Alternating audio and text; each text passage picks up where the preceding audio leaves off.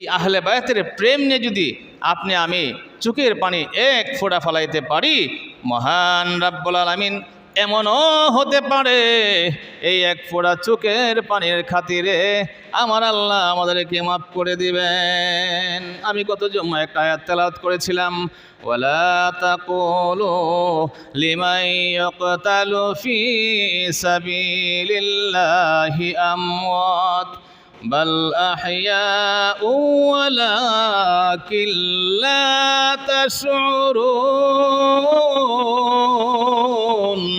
আমার আল্লাহ বলতেছেন, যারা আমার রাস্তায় জীবন দেয়, যারা আমার রাস্তায় শহীদ হয়, তোমরা তাদেরকে মৃত বলো না, বরং আমি আল্লাহ ডিক্লেয়ার করতেছি তারা হলেন জীবিত।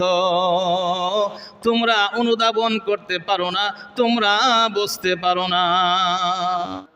হাসান শহীদ জোহরেতে, হুসাইন শহীদ কারবালায়, জয়নাল আবদিন বন্দী হইলেন, জয়নাল আবদিন বন্দী হইলেন এজিদের জেলখানায়। আল্লাহুম্মা সাল্লি আলা সাইয়্যিদিনা মাওলানা মুহাম্মদ ওয়া আলা আলি সাইয়্যিদিনা মাওলানা মুহাম্মদ। আমরা সবাই গুনাহগার গো নবী, আপনায় চিনলাম না, সে কারণে রোজ হাসরে, সে কারণে রোজ হাসরে আমাদেরকে বললেন না। আল্লাহুম্মা সাল্লি আলা সাইয়্যিদিনা মাওলানা মুহাম্মদ ওয়া আলা আলি সাইয়্যিদিনা মাওলানা মুহাম্মদ। মোহাব্বতে জিকির করেন লা ইলাহা ইল্লাল্লাহ, লা ইলাহা ইল্লাল্লাহ, লা ইলাহা ইল্লাল্লাহ, লা ইলাহা ইল্লাল্লাহ, লা ইলাহা ইল্লাল্লাহ, লা ইলাহা ইল্লাল্লাহ, লা ইলাহা ইল্লাল্লাহ, লা ইলাহা ইল্লাল্লাহ, লা ইলাহা ইল্লাল্লাহ, লা ইলাহা ইল্লাল্লাহ, লা ইলাহা ইল্লাল্লাহ। আমরার মনের বেদনা বুঝাইলে কেউ বুঝে না, শোনাইলে কেউ শোনে না, শোনেন শাহে মদিনা।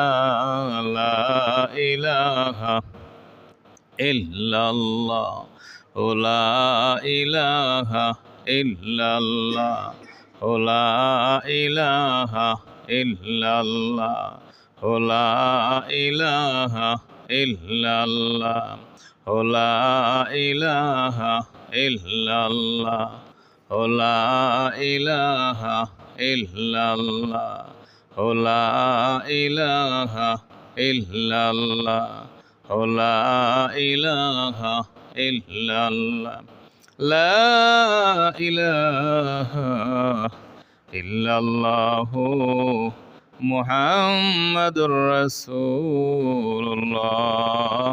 সাল্লাল্লাহু আলাইহি ওয়াসাল্লাম।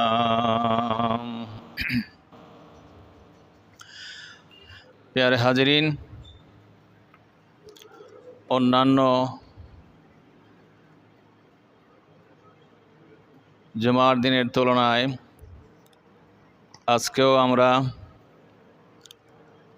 আল্লাহর ঘর মসজিদে হাজির হতে পেরে শুকরিয়াতান বলি আলহামদুলিল্লাহ। আজকের আলোচনা কারবালার বিষয় নিয়েই, যেহেতু মহরম মাস, মোটামুটি গোছায়া একটু সমাপ্ত না করলে হয় না। গত জুম্মায় যেখানে শেষ করেছিলাম এখান থেকে আজকে শুরু হবে ইনশাল্লাহ।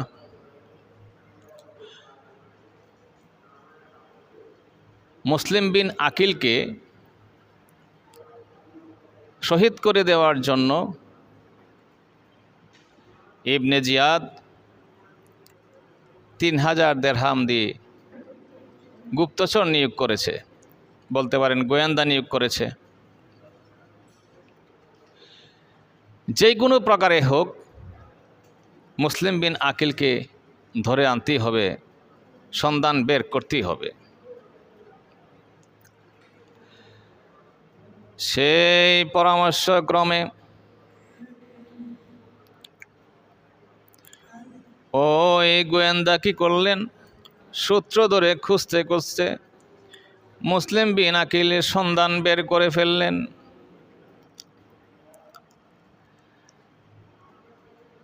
বের করার পরে ইবনে জিয়াদ কৌশল অবলম্বন করতে লাগলেন কি করে মুসলিম বিন আকিলকে ধরা যায়। ইন দ্য মিন টাইম মুসলিম বিন আকিল যার ঘরে ছিলেন সেই ঘর থেকে হানি বিন ওরওয়ার ঘরে চলে গেলেন নিরাপত্তার জন্য। মুসলিম বিন আকিল এমন সৎ ছিলেন, ন্যায়পরায়ণ ছিলেন। হুসাইন রাদিয়াল্লাহু তাআলা আনহুর চাচাতো ভাই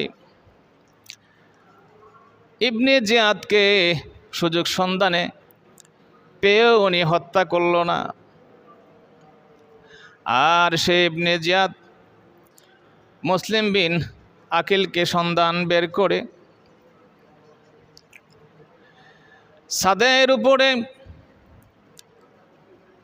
অর্থাৎ প্রশাসনিক ভবন যেখানে অ্যাডমিনিস্ট্রেশন মেনটেন করা হয়, সেই ছাদের উপরে নিয়ে, এর ভিতরে অনেক ঘটনা আছে, সংক্ষিপ্ত করে আগাই, না হলে কারবালার জমিনে যেতে পারবো না। ছাদের উপরে নিয়ে নির্মমভাবে মাথাটা কেটে আলাদা করে ছাদ থেকে ফেলে দেওয়া হয়। এরপর হানি বিন ওরওয়াকেও শহীদ করে দেওয়া হয়। এমনিভাবে পর্যায়ক্রমে শহীদ করার পরে এদিক দিয়ে হুসাইন রাদিয়াল্লাহু তাআলা আনহু রওনা হয়ে গেলেন। জিলহজ মাসের 8 তারিখে রওনা হয়ে গেলেন। আর মুসলিম বিন আকিলের 2 ছেলেকে নিয়ে রওনা দিয়েছিলেন, কারণ তার মা ছিল না। 2 ছেলেকে কিভাবে রেখে রওনা দিবে কুফার মধ্যে, ওই 2 ছেলেরও সন্ধান বের করতে লাগলেন। ইবনে জিয়াদ ঘোষণা করে দিলেন ওই মুহাম্মদ এবং ইব্রাহিম, মুহাম্মদ ছিল বড় ভাইয়ের নাম, ইব্রাহিম ছিল ছোট ভাইয়ের নাম। মুসলিম বিন আকিলের 2 ছেলে, যে এই 2 ছেলের সন্ধান আমার কাছে দিতে পারো তাকে অজস্র রাষ্ট্রীয় সম্পদ এবং সম্মাননা দেওয়া হবে। নাউযুবিল্লাহি মিন যালিক। এই দিক দিয়ে এই 2 সন্তান ছিলেন কাজী সুরাইহের নিকট। কুফায় আসার পরে নিরাপত্তায় থাকার জন্য কাজী সুরাইহের নিকট রেখেছিলেন। যখন সন্তান জানতে পারলো এই 2 ছেলেকেও খোঁজা আরম্ভ হয়েছে, তখন কাজী সুরাইহ কী করলেন, বাবুল ইয়াকিন নামক এক বণিক কাফেলা ওইখান থেকে মদিনায় যাবে, তার ছেলের মাধ্যমে ওই জায়গায় পৌঁছায়া দেখে ওই বাবুল ইয়াকিন নামক জায়গা থেকে বণিক কাফেলা রওনা হয়ে গেছে। ওই 2 ছেলেকে নিয়ে, মুহাম্মদ এবং ইব্রাহিমকে নিয়ে কাজী সুরাইহের ছেলে দৌড়তে লাগলেন। দৌড়তে দৌড়তে এক পর্যায়ে বণিক কাফেলা সামনে দেখে দ্রুত আগাচ্ছে। আর গেল না গিয়া মোহাম্মদ ইব্রাহিমকে ওই মরুর প্রান্তরে বলে দিলেন, ওই যে বণিক কাফেলা, তোমরা দৌড়াই গিয়া দৌড়। বাচ্চা মানুষ, 10-12 বছরের বাচ্চা, তারা তো আসলে ওই রকম দৌড়াইতেও পারে না, ওই রকম জ্ঞানও সম্পন্ন হয় নাই। কিছু দূর যাওয়ার পরে ছোটো ভাই ইব্রাহিমের পায়ের মধ্যে কাঁটা বিঁধল। কাঁটা নিয়ে দৌড়াইতেছে। এক পর্যায়ে আর পারে না, বণিক কাফেলা অদৃশ্য হয়ে গেছে। ওই দুই ভাই এক মরুর প্রান্তরে এক গাছের খোলের ভিতরে, অর্থাৎ গাছ তো বয়স হইলে অনেক সময় গাছ ছিদ্র হয়ে যায়, বড় আকার একটা গর্ত থাকে, ওই গর্তের ভিতরে আশ্রয় নিল। ইন দ্য মিন টাইম এক বাদী এসে দেখলো যে 2 পূর্ণিমার চাঁদ ওই গাছের সন্নিকটে পানি নিতে আসলো আর দেখলো। তখন জিজ্ঞাসা করলো, তোমরা কারা? তারা বলল, তারা ছোটবেলা থেকে মিথ্যা কথা বলে না, কারণ নবীর বংশের লোক, মিথ্যা বলতে অভ্যস্ত না, ওই পরিবেশ তারা দেখে নাই। তারা সত্য কথা বলল, আমার বাবা মুসলিম বিন আকিলকে এজিদ বাহিনী শহীদ করে দিয়েছে, আমাদেরকেও পেলে ছাড়বে না, আমরাও বড় মুসিবতে আছি। ওই বাদী বললেন, চিন্তা করো না, আমার যে মনিব মহিলা, উনি খুব আহলে বায়াতের ভক্ত, ওনার কাছে তোমাদেরকে নিয়ে যাব। নিয়ে যাওয়ার পরে, সংক্ষিপ্ত করতেছি, ঘটনা অনেক লম্বা, নিয়ে যাওয়ার পরে তাদেরকে গোসল করে খাওয়া দাওয়া করে বিছনায় ঘুম পাড়াইলেন। আর এদিক দিয়ে তার স্বামী হারেস হন্য হয়ে বুঝতে লাগলেন, রাষ্ট্রীয় ঘোষণা দিয়েছে, অনেক বড় পুরস্কার পাবে, সম্মাননা পাবে, রাষ্ট্রীয় সম্মাননা। এই লোভে সে গোড়া নিয়া খুঁজতে খুঁজতে খুঁজতে খুঁজতে গোড়া পর্যন্ত মরে গেছে। আর এদিক দিয়ে রাত্রে যখন হারেস এসে ঘুমাইছে, তখন 2 ভাইয়ের এক ভাই, বড় ভাই স্বপ্নে দেখলো যে নবী করিম সাল্লাল্লাহু আলাইহি সাল্লাম তার বাবাকে বলতেছে, ও মুসলিম বিন আকিল, তুমি তোমার 2 ছেলেকে রেখে আসছো কেন? কনা তারাও চলে আসবে। এই স্বপ্ন দেখে বড় ভাই ছোট ভাইয়ের কাছে বললে, বাইরে ভাই, আর সময় নাই, আমাদের যাবার সময় হয়ে গেছে। 2 ভাই গলায় দড়ি জোড়াজড়ি করে কাঁদতে লাগলেন। আর এই দিক দিয়ে হারিস এই কান্নার শব্দ শুনতে পায়। তার স্ত্রীকে বলল, এই কান্নার আওয়াজ করতে গিয়ে আসে, কোনা এটা কোনো কান্নার আওয়াজ না। স্ত্রী এই কথাটাকে বাদ দেওয়ার জন্য সে বিভিন্ন তালবাহানার কথা বলতেছে, যেন এই ছেলেদেরকে খুঁজে না পায়। এক পর্যায়ে হারেস, তার স্বামী, কুখ্যাত স্বামী হারেস, এক পর্যায়ে ওই রুম খুলে দেখে 2 পূর্ণিমার চাঁদ। তাদেরকে জিজ্ঞাসা করলো, তোমরা কারা? তারা কাঁদতে কাঁদতে বলল, আমরা মুসলিম বিন আকিলের 2 সন্তান। মিথ্যা কথা বলে না, কারণ মিথ্যা কথা শিখে নেই তো জন্মে থেকেই। ওই তো পেয়ে গেছি, যাকে আমি সারাদিন খুঁজেছি, আমার গোড়া পর্যন্ত মরে গেছে খুঁজতে খুঁজতে, সে তো আমাদের বাসায়। সে মহাখুশি, এবার রাষ্ট্রীয় সম্মাননা পাবে এবং রাষ্ট্রীয় পুরস্কার পাবে অনেক বড়। সকাল হতে না হতেই ওই 2 ছেলেকে নিয়ে, মোহাম্মদ ইব্রাহিমকে নিয়ে, স্ত্রীর শত কথা বাধা সত্ত্বেও সে কথা শুনল না, সে পুরস্কারের লোভে এই 2 ছেলেকে নিয়ে রাস্তায় রওনা দিল। এক পর্যায়ে তারা পিছনে পিছনে গেল। যাওয়ার পরে ও তার ছেলের দুধ ভাইকে বলল, তুমি এদেরকে কতল করো। কোন আমি পারবো না। এক পর্যায়ে ওই দুধ ভাইকেও সে মেরে ফেললো। হারিস তাকে কতল করে ফেললো। তারপরে তার ছেলে, তুই কতল কর, এই 2 ছেলেকে মার, হত্যা কর, আমার দরকার, আমি রাষ্ট্রীয় সম্মাননা পাবো, রাষ্ট্রীয় পুরস্কার পাবো। কোন আমার দ্বারা সম্ভব না, তুমি একই করতেছো, তুমিও তোমার কাজটা তো ভালো করতেছো না। এক পর্যায়ে বাবা ছেলেকেও হত্যা করলো এবং এক পর্যায়ে তার স্ত্রীকেও হত্যা করলো, কারো কথা শুনলো না। এই 2 ছেলেকে নিয়ে রওনা দিয়া প্রতিমধ্যে মাথা কেটে নিয়ে রওনা হলো ইবনে জিয়াদের দরবারে। যখন ইবনে জিয়াদের দরবারে গেলেন, তখন ইবনে জিয়াদ বলল, কি নিয়ে আসছো? কারণ আপনার শত্রুকে নিয়ে আসছি, দুশ্মনকে নিয়ে আসছি। কি দুশ্মন? মুসলিম বিন আকিলের 2 ছেলেকে। কীভাবে নিয়ে আসছো? এই 2 ছেলেকে আমি হত্যা করে মাথাটা নিয়ে আসছি। কেন তুমি হত্যা করলে? কার অনুমতিতে তুমি হত্যা করলে? তুমি কি আমাদেরকে জিজ্ঞেস করেছো হত্যা করেছো? তুমি এদেরকে এক জায়গায় বন্দি রেখেও আমাদেরকে খবর দিতে পারতে, কারণ আমি তো কথা দিয়েছি আমি জিন্দা তার কাছে পাঠাইয়া দিব। এখন আমি তো বিপদে পড়েছি। এখানে অনেক আলোচনা। তখন জল্লাদকে অর্ডার করলো, হারেসকে দুনিয়া থেকে বিদায় করে দাও। সে লোভে রাষ্ট্রীয় সম্মাননা পাবে আর আপনার অনেক ধন সম্পদ পাবে রাষ্ট্রীয় কোষাগার থেকে। এই লোভে সেই কাজ করেছে। আল্লাহ পাকের কি মহিমা! উল্টো সে ধ্বংস হইল, সে মৃত্যুবরণ করলো, তার স্ত্রী ছেলে যা আছে সব দুনিয়া থেকে বিদায় হয়ে গেল। অতএব আমরা নবীর বংশের বিরুদ্ধে, নবীর বিরুদ্ধে কথা বলতে সাবধান। এক প্রকারের আলেম ভাইরা সবাই না এজিদের সাফায় গায়ে, এজিদের পক্ষে কথা বলে। এজিদকে রহমতুল্লাহ আলাই বলে, নাউজুবিল্লাহি মিন জালিক। এজিদ রহমতুল্লাহ আলাই বলবেন তো দূরের কথা, ও মুসলমান থেকে খারেজ হয়ে গেছে, কারণ নবীর বিদ্বেষী লোক মুসলমান থাকতে পারে না। নবীর আওলাদকে শহীদ করে দিবে আর তাকে রহমতুল্লাহ আলাই বলবেন, এটা কোনোদিন হতে পারে না।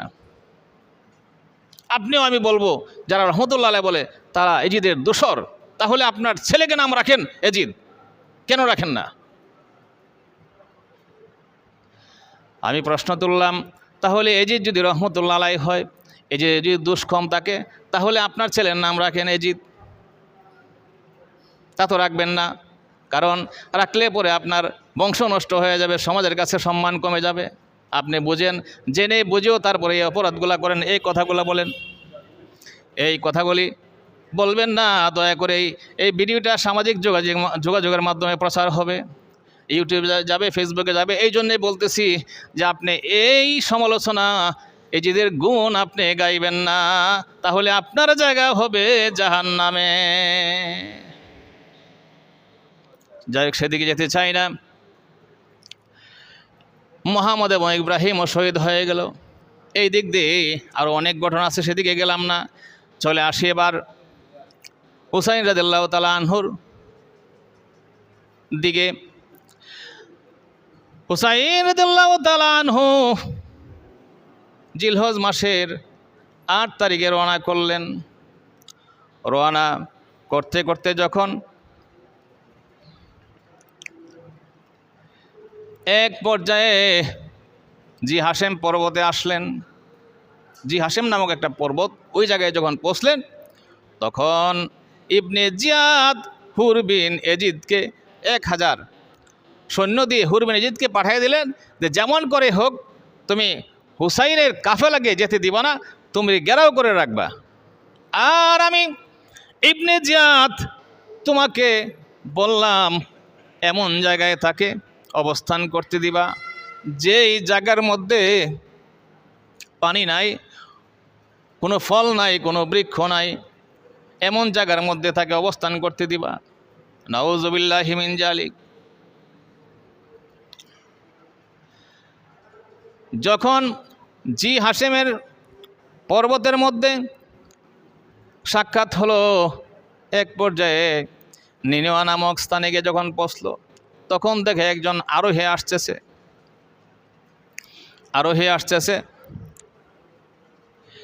এই আরোহী এজিদ পক্ষের লোক বলতেছে এমন জায়গায় এদেরকে রাখবা যেন ওই জায়গায় পানি না থাকে, যেন ওই জায়গায় কোনো খাবারের ব্যবস্থা না থাকে। আর কঠোর নির্দেশ দিয়ে চিঠি দিয়ে হুর বিন এজিদের কাছে দিয়ে দিল।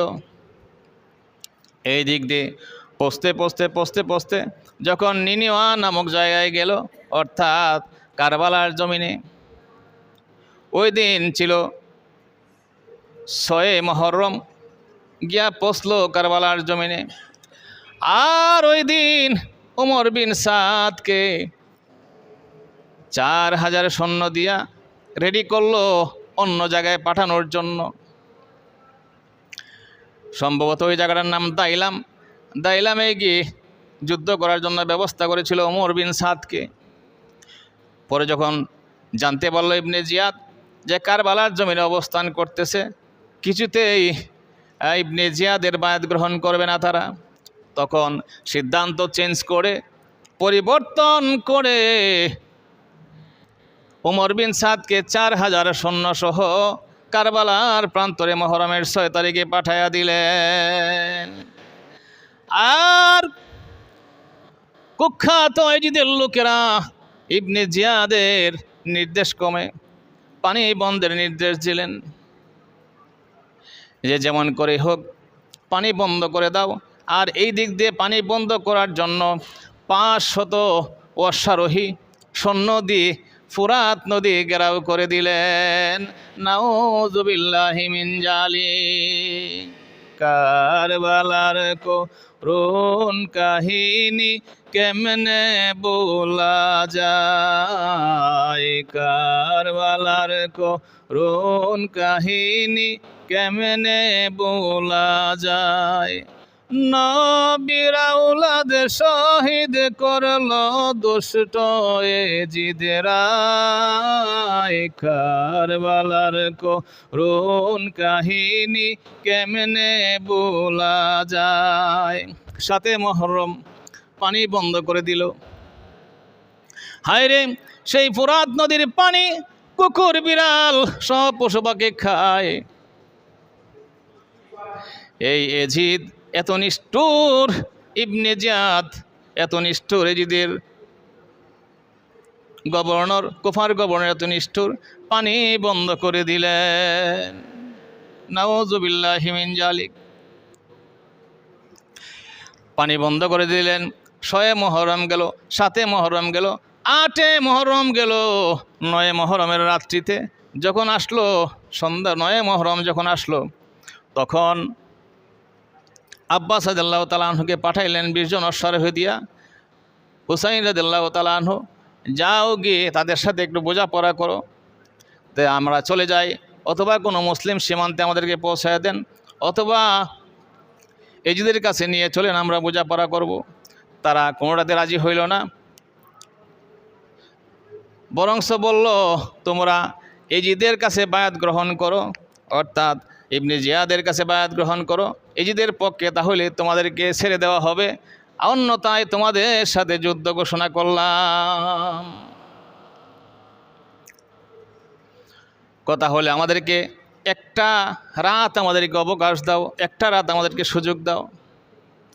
হুসাইন রাদিয়াল্লাহু তাআলা আনহু এই কথা বলে পাঠাইলেন, যদি তারা আমাদের কথা না মানে তাহলে এক রাত্রির সুযোগ নিয়ে আসবা, আমরা প্রভুর দরবারে সালাত আদায় করব, নফল ইবাদত করব, জিকির আজকার করব, আমরা মহান আল্লাহর কাছে সাহায্য চাব, আল্লাহ যেন আমাদের এই বিপদ থেকে রক্ষা করেন। তখন এক রাত্রির সময় নিয়ে আসলো, এক রাত্রির সুযোগ নিয়ে আসলো। ওই রাত্রির ইমাম হুসাইন রাদিয়াল্লাহু তাআলা আনহু ঘোষণা করে দিলেন, তোমরা যে যেভাবে পারো চলে যাও, কারণ আগামীকাল আমরা যদি এজিদের পক্ষে ইবনে জিয়াদের কাছে যদি বায়াত গ্রহণ না করি, তাহলে আমাদের সাথে ওরা যুদ্ধ করবে, আমাদেরকে মেরে ফেলবে।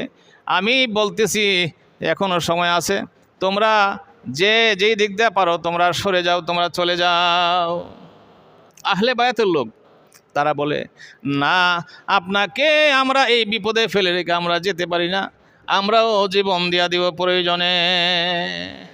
তাহলে তাদের কি প্রেম আছিল, আর আমাদের মধ্যে কি প্রেম আছে? আমরা আরও উল্টা সুযোগ পাইলে নবীর যেভাবে ইজ্জত হানি হয়, আহলে বায়াতের যেন ইজ্জত কমে, সেই রাস্তা আমরা খুঁজি। এই পাঞ্জাবি টুপি পড়াই, পাগড়ি পরা লোকেই হুসাইন রাদিয়াল্লাহু তাআলা আনহুকে শহীদ করে দিয়েছে, একসাথে আসরের নামাজ আদায় করছে।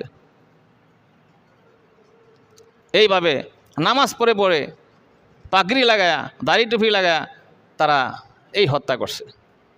অতএব তারা কি করে মুসলমান হতে পারে? তো আমার এক প্রকারের আলেম ভাইরা ওয়াজ করেন যে মুসলমান 2 প্রকার, এজিদি মুসলমান, হুসাইনি মুসলমান। ঠিক আছে, হুসাইনি মুসলমান আমি মানি, এই যদি মুসলমান হবে কিভাবে? মুসলমান হইতে পারে না, তারা কাফেরের খাতে নাম লিখছে, তারা জুলুমবাজ। এই যদি মুসলমান কোনো মুসলমান নাই, তারা সরাসরি কাফের, এটা ভুল। যারা নবীর বংশকে হত্যা করলো, নবীর আওলাদকে হত্যা করলো, কি করে তারা মুসলমান হতে পারে? অবশ্যই তাদের মুসলমানের খাতা থেকে নাম আমার আল্লাহ পাক মুছে দিয়েছেন। যখন পরদিন সকালবেলা হলো,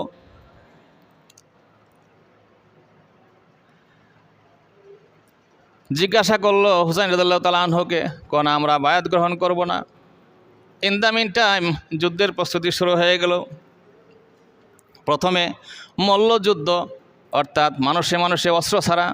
এখন দেখে যে মল্লযুদ্ধের মধ্যে পারতেছে না, পরে তারা পুরোপুরি যুদ্ধের ময়দানে যুদ্ধ ঘোষণা করলো অস্ত্রসহ। এক পর্যায়ে যুদ্ধ করতে করতে আহলে বায়াতের 72 জনের মধ্যে ম্যাক্সিমামেই শহীদ হয়ে গেল। আর রয়েছে হলো আলী আকবর, আলী আসগর, কাশেম, হুসাইন রাদিয়াল্লাহু তাআলা আনহু, জয়নুল আবদিন সহ মহিলা এবং শিশুরা রয়েছে। এর মধ্যে আলী আকবর বলে, বাবা যদি আমাকে সুযোগ দাও, অনুমতি দাও, আমি যুদ্ধের ময়দানে যাব। আলী আকবরকে যুদ্ধের ময়দানে যাওয়ার জন্য পরামর্শ দিলেন, দোয়া করলেন, চুমু খাইলেন, বুকে জড়িয়ে ধরলেন, বাবা যাও, আমি তোমাকে অনুমতি দিলাম, বিদায় দিলাম। আলী আকবর যুদ্ধ করতে করতে এক পর্যায়ে কচু কাটার মতো কাটতে লাগলেন এজিদের লোকদেরকে। যুদ্ধ করতে করতে এমন অবস্থায় হলো, পানি তো নাই 3 দিন যাবৎ, কারণ 7 মুহররম পানি বন্ধ করে দেওয়া হয়েছে। 3 দিন যাবৎ পানি নাই। এক পর্যায়ে পানি পিপাসার্ত হয়ে গেলেন, আর এদিক দিয়ে তীরের আঘাত, বল্লমের আঘাত, শরীর জর্জরিত হয়ে গেছে। এই আঘাত নিয়েই হুসাইন রাদিয়াল্লাহু তাআলা আনহুর কাছে আসলেন, বাবা গো, আমার 1 কোষ পানির ব্যবস্থা করে দাও। হুসাইন রাদিয়াল্লাহু তাআলা আনহু বললেন, বাবারে, 1 বিন্দু পানির ব্যবস্থা আমার কাছে নাই, তবে তুমি আমার শুকনা জিহ্বাটা তুমি চুষতে পারো। যখন আলী আকবর তার জিহ্বাটা বাবার জিহ্বার সাথে লাগাইয়া দিলেন, জিহ্বা লাগানোর পরে দেখলেন যে আমার জিহ্বা থেকে আমার বাবার জিহ্বা তো আরো শুকনা। আল্লাহু আকবার। সেই কারবালার জমিনে এত কষ্ট দিয়েছে এজিদের লোকেরা নবীর বংশকে, নবীর নাতিকে, আহলে বায়াতকে এমন নির্মম আঘাত করেছে। অবশেষে যুদ্ধের ময়দানে চলে গেলেন শুকনা জিহ্বা নিয়া। যুদ্ধ করতে করতে এক পর্যায়ে শহীদ হয়ে গেলেন। একটা বল্লম এসে যখন তার বুকের মধ্যে বিঁধল, বুকটা ঝাঁঝরা হয়ে গেল, এমনি পড়ে গেলেন। বলেন, আদরাকনি, বাবা আমাকে ধরো। দৌড়ায় গিয়া হুসাইন রাদিয়াল্লাহু তাআলা আনহু তাকে ধরলেন, তাঁবুতে নিয়ে আসলেন, তাঁবুতে শোয়া দিলেন অন্যান্য লাশের সঙ্গে।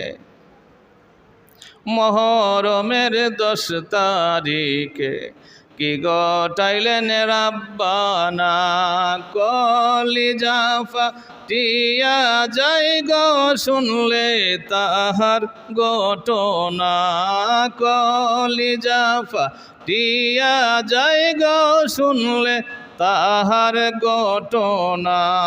মুহররমের 10 তারিখে কি গটাইলেন রাব্বানা। চিন্তা করেছি আজকে আলোচনা শেষ হয়ে যাবে, কিন্তু শেষ করতে পারলাম না। আগামী জুমায় ইনশাল্লাহ এখান থেকে শেষ করব কারবালার মাঠের ওয়াজটা। আল্লাহ যদি তৌফিক দান করেন। সময় শেষ হয়ে গেছে, আমরা আগামী জুমায় আসব। খুব হৃদয় বিদারক আলোচনা হবে। এই আলোচনা শুনলে পরে হৃদয়ের মধ্যে আহলে বায়াতের প্রেম জাগবে, মহব্বত জাগবে, চোখের পানি পড়বে, ঝরবে।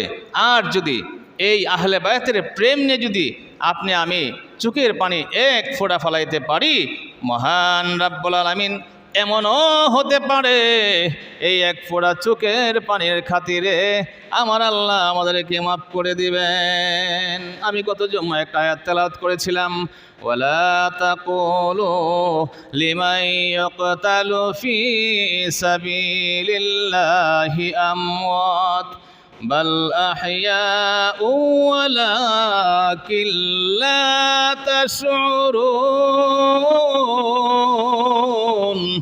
আমার আল্লাহ বলতেছেন, যারা আমার রাস্তায় জীবন দেয়, যারা আমার রাস্তায় শহীদ হয়, তোমরা তাদেরকে মৃত বলো না, বরং আমি আল্লাহ ডিক্লেয়ার করতেছি তারা হলেন জীবিত।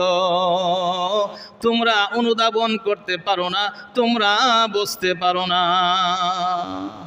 ওয়াখির দাওয়ানা আনিল হামদুলিল্লাহি রাব্বিল আলামিন। 1000 সৈন্য দিয়ে হুর বিন ইয়াজিদকে পাঠিয়ে দিলেন যে যেমন করে হোক তুমি হুসাইনের কাফেলাকে যেতে দিবা না, তুমি ঘেরাও করে রাখবা। আর আমি ইবনে জিয়াদ তোমাকে বললাম এমন জায়গায় তাকে অবস্থান করতে দিবা যেই জায়গার মধ্যে পানি নাই, কোনো ফল নাই, কোনো বৃক্ষ নাই, এমন জায়গার মধ্যে তাকে অবস্থান করতে দিবা। নাউযুবিল্লাহি মিন জালিক। যখন জি হাশেমের পর্বতের মধ্যে সাক্ষাৎ হলো, এক পর্যায়ে নিনেওয়া নামক স্থানে গিয়ে যখন পৌঁছলো, তখন দেখে একজন আরোহী আসতেছে।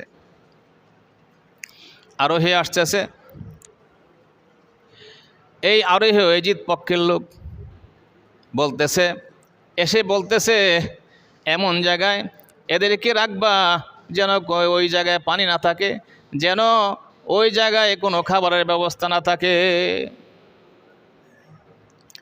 আর কঠোর নির্দেশ দিয়ে চিঠি দিয়ে হুর বিন ইয়াজিদের কাছে দিয়ে দিল।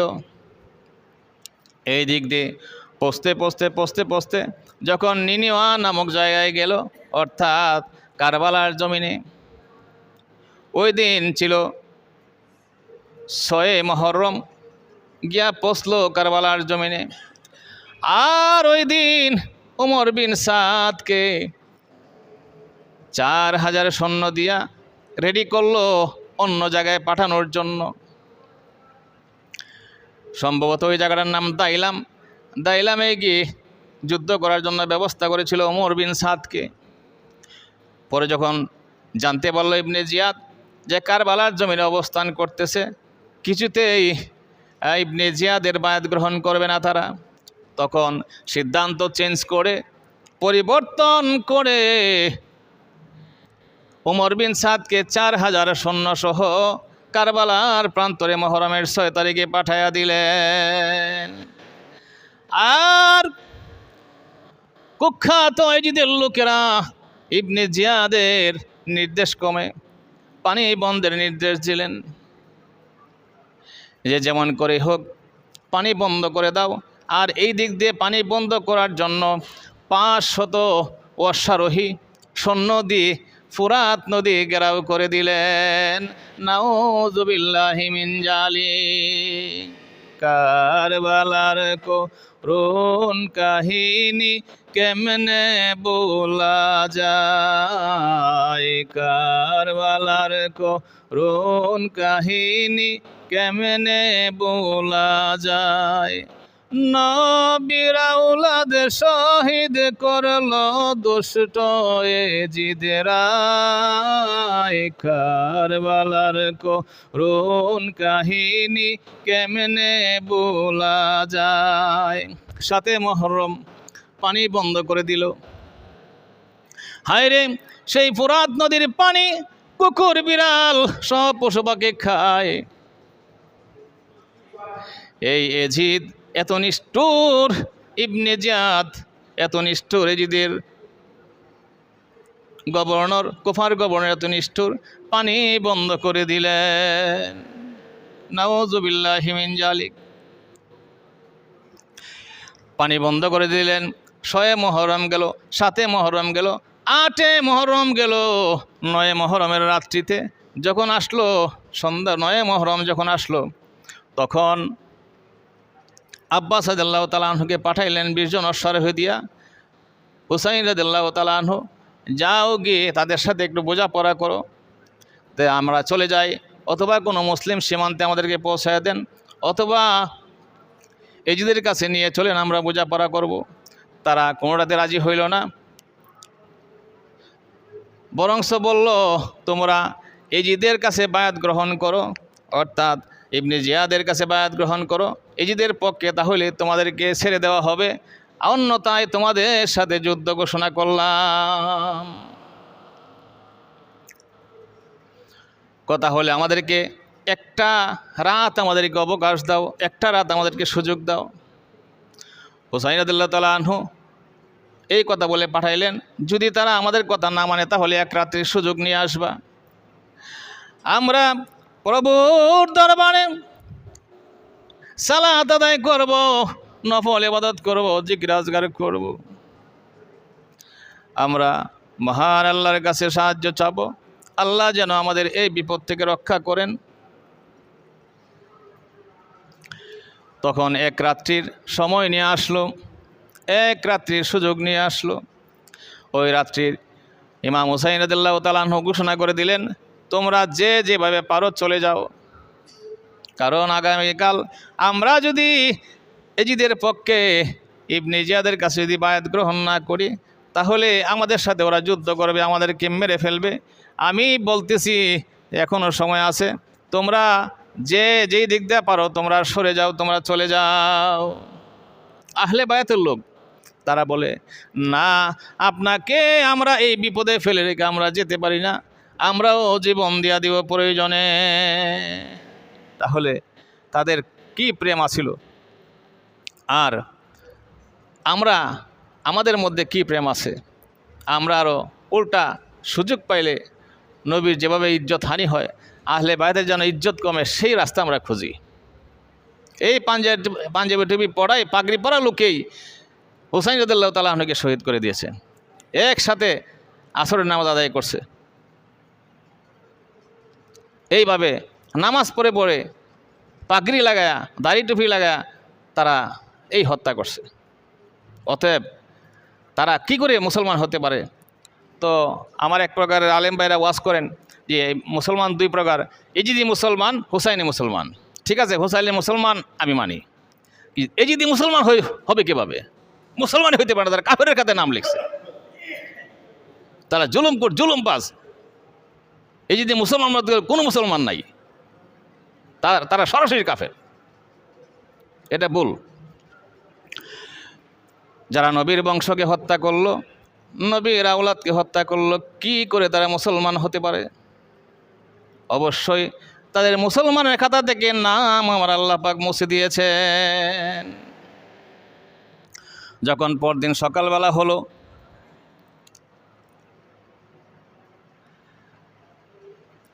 জিজ্ঞাসা করলো হুসাইন রাদিয়াল্লাহু তাআলা আনহুকে, কোন আমরা বায়াত গ্রহণ করব না? ইন দ্য মিন টাইম যুদ্ধের প্রস্তুতি শুরু হয়ে গেল। প্রথমে মল্লযুদ্ধ, অর্থাৎ মানুষে মানুষে অস্ত্র ছাড়া। এখন দেখে যে মল্লযুদ্ধের মধ্যে পারতেছে না, পরে তারা পুরোপুরি যুদ্ধের ময়দানে যুদ্ধ ঘোষণা করলো অস্ত্রসহ।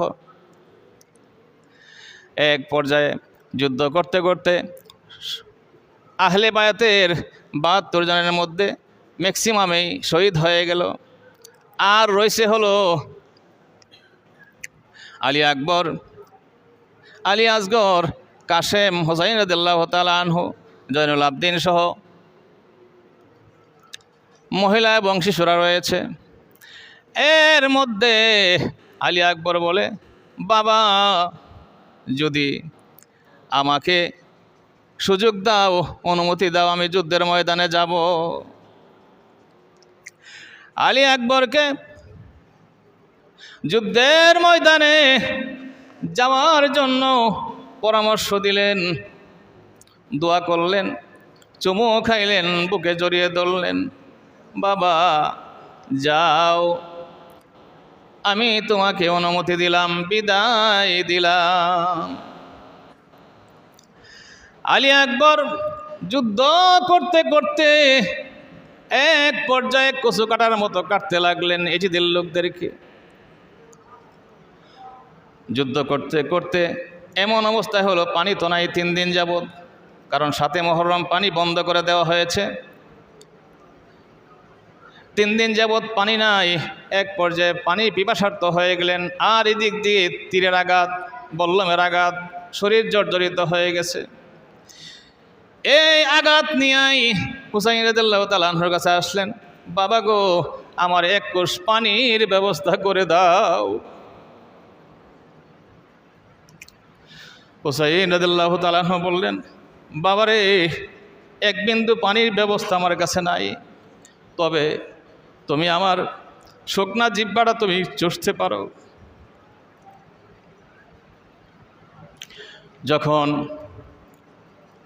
আলী আকবর তার জিহ্বাটা বাবার জিহ্বার সাথে লাগাইয়া দিলেন, জিহ্বা লাগানোর পরে দেখলেন যে আমার জিহ্বা থেকে আমার বাবার জিহ্বা তো আরো শুকনা। আল্লাহু আকবার। সেই কারবালার জমিনে এত কষ্ট দিয়েছে এজিদের লোকেরা নবীর বংশকে, নবীর নাতিকে, আহলে বায়াতকে এমন নির্মম আঘাত করেছে। অবশেষে যুদ্ধের ময়দানে চলে গেলেন শুকনা জিহ্বা নিয়া। যুদ্ধ করতে করতে এক পর্যায়ে শহীদ হয়ে গেলেন। একটা বল্লম এসে যখন তার বুকের মধ্যে বিঁধল, বুকটা ঝাঁঝরা হয়ে গেল, এমনি পড়ে গেলেন। বলেন, আদরাকনি, বাবা আমাকে ধরো। দৌড়ায় গিয়া হুসাইন রাদিয়াল্লাহু তাআলা আনহু তাকে ধরলেন, তাঁবুতে নিয়ে আসলেন, তাঁবুতে শোয়া দিলেন অন্যান্য লাশের সঙ্গে। মুহররমের 10 তারিখে কি গটাইলেন রাব্বানা, কলিজা ফাটিয়া যায় গো শুনলে তাহার ঘটনা, কলিজা ফাটিয়া যায় গো শুনলে তাহার ঘটনা।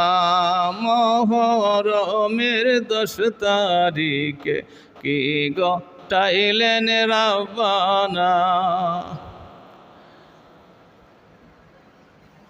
চিন্তা করেছি আজকে আলোচনা শেষ হয়ে যাবে, কিন্তু শেষ করতে পারলাম না। আগামী জুমায় ইনশাল্লাহ এখান থেকে শেষ করব কারবালার মাঠের ওয়াজটা। আল্লাহ যদি তৌফিক দান করেন। সময় শেষ হয়ে গেছে, আমরা আগামী জুমায় আসব। খুব হৃদয় বিদারক আলোচনা হবে। এই আলোচনা শুনলে পরে হৃদয়ের মধ্যে আহলে বায়াতের প্রেম জাগবে, মহব্বত জাগবে, চোখের পানি পড়বে, ঝরবে। আর যদি এই আহলে বায়াতের প্রেম নিয়ে যদি আপনি আমি চোখের পানি 1 ফোঁটা ফলাইতে পারি, মহান রাব্বুল আলামিন এমনও হতে পারে এই 1 ফোঁটা চোখের পানির খাতিরে আমার আল্লাহ আমাদেরকে মাফ করে দিবেন। আমি কত জুম্মায় একটা আয়াত তেলাওয়াত করেছিলাম, ওয়ালা তাকুলু লিমান ইয়াকতালু ফি সাবিলিল্লাহি আমওয়াত বাল আহইয়াউ ওয়ালাকিন লা তাশউরুন। আমার আল্লাহ বলতেছেন, যারা আমার রাস্তায় জীবন দেয়, যারা আমার রাস্তায় শহীদ হয়, তোমরা তাদেরকে মৃত বলো না, বরং আমি আল্লাহ ডিক্লেয়ার করতেছি তারা হলেন জীবিত। তোমরা অনুধাবন করতে পারো না, তোমরা বুঝতে পারো না।